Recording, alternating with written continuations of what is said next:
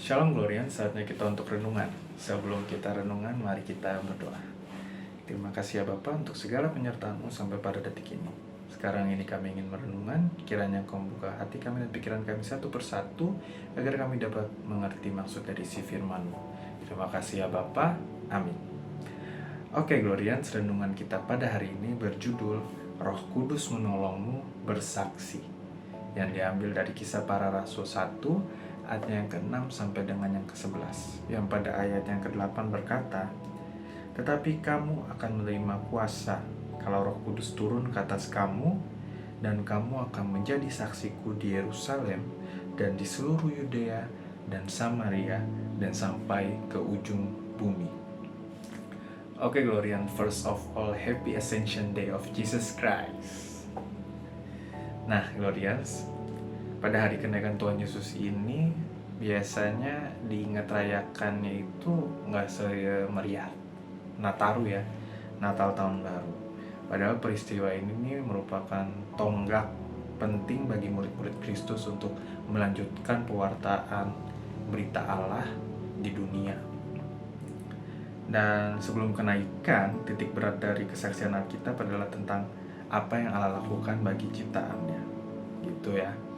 Pada bacaan ini, Tuhan Yesus menjanjikan murid-murid kuasa Roh Kudus agar mereka mampu bersaksi tentang kerajaan Allah di dunia ini.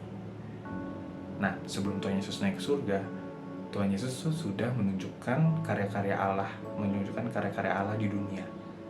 Nah, setelah itu, waktunya lah murid-murid Tuhan Yesus untuk melanjutkan pewartaan Allah di dunia.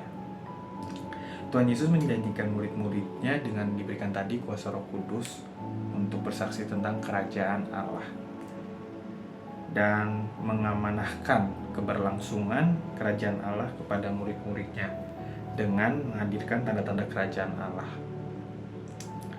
Pemerintahan rohani ini diawali dengan mempersilahkan Roh Kudus atau Roh Allah bertata dan berkuasa di dalam hati para murid dan orang-orang percaya. Yang tadi tugas selanjutnya adalah menghadirkan kerajaan Allah di dunia. Dengan apa sih? Dengan bentuknya menghadirkan damai sejahtera, menghadirkan kebenaran, sukacita, pengharapan, kasih, keadilan, kebaikan, dan iman. Nah Glorians, sebagai murid-muridnya ya di dunia ini, kita juga diamanahkan loh untuk meneruskan tanda-tanda kerajaan Allah.